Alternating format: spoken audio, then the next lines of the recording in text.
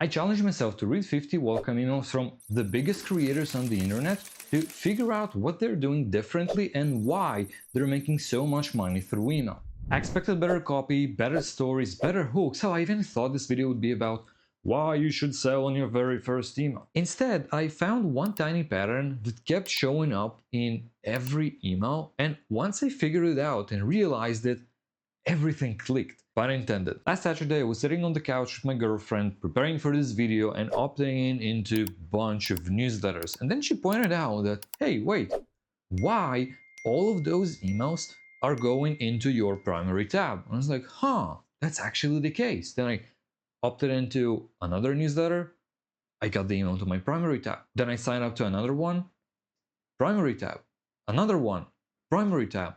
These creators have hundreds of thousands, sometimes millions of subscribers, meaning they're sending lots of stuff.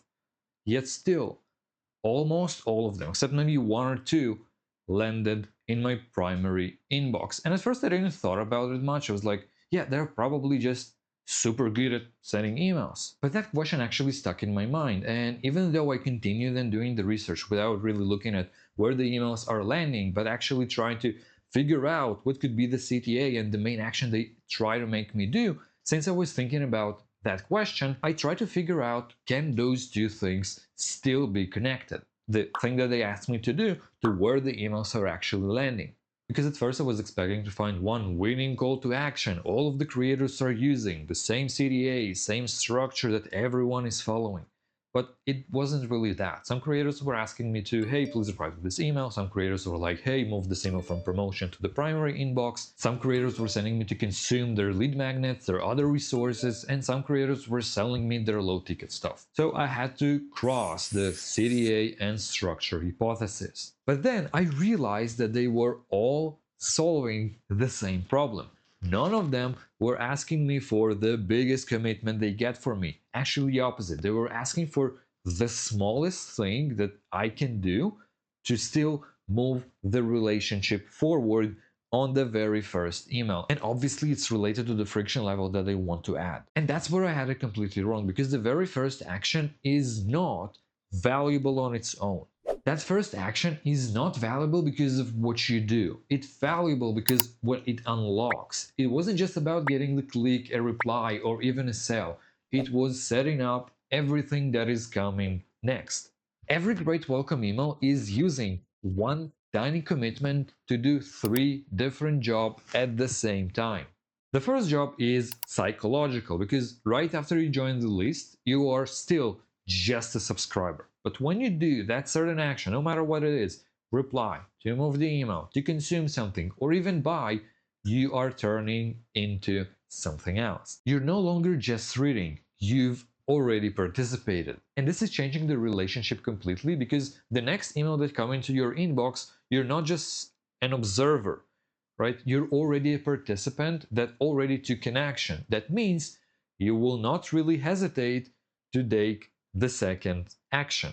The second job is technical. Every interaction is a signal to your email provider, to your Gmail, to your Yahoo, whatever. Every time you open an email, even better if you click, even better if you reply, even better if you move it to the inbox tab, right? Every time you do some sort of an action like this, it signals your provider that, hey, this is a pretty good email, it's valuable, we should send it more. That is the reason they're getting into your inbox every single time.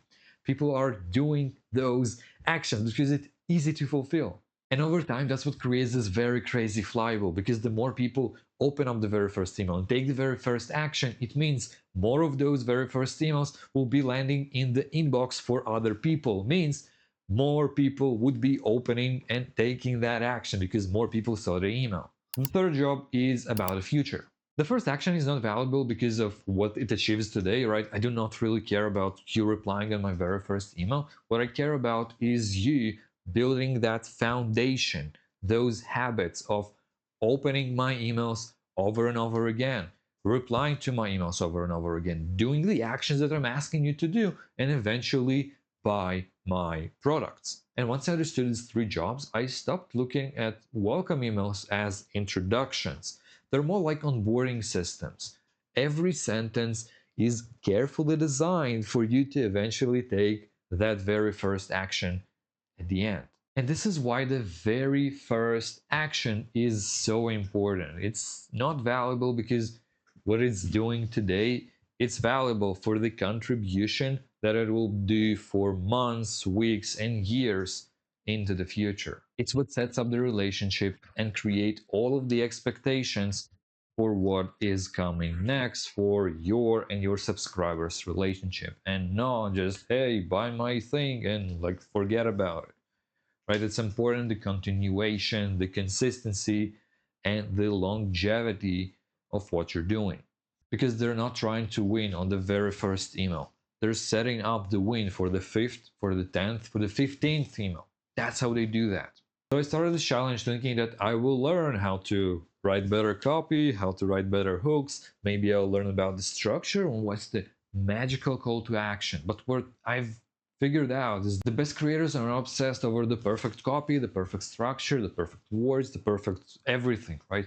What they do obsess is about creating the desire for that action and showing you why it is so important. Because they're understanding that relationship is not built on big moments, actually built on small moments over time that build the connection, relationship, and eventually trust. And maybe that's why almost all of those emails are landing straight into my primary tab, because most of the consumers, most of the people that opt in are following through and doing the action because it's designed this way. So if you're writing a welcome email today, what do you actually do? Stop asking yourself how to write the perfect copy, how do I sell on my email, right? Just ask yourself what is the tiniest but most meaningful action that they can take today to start setting up the relationship for the next emails, because the very first email, it's not the finish line, it's actually the starting line for the relationship. Because in the end, the size of the audience of those creators didn't really matter. What mattered is the actions and the attention capture of the audience they already have. And that is exactly what the very next video is all about. Why creators with relatively small audiences and small lists can outsell and outperform creators with huge audiences and huge lists that can struggle to monetize. So click somewhere on the screen and go check it out next.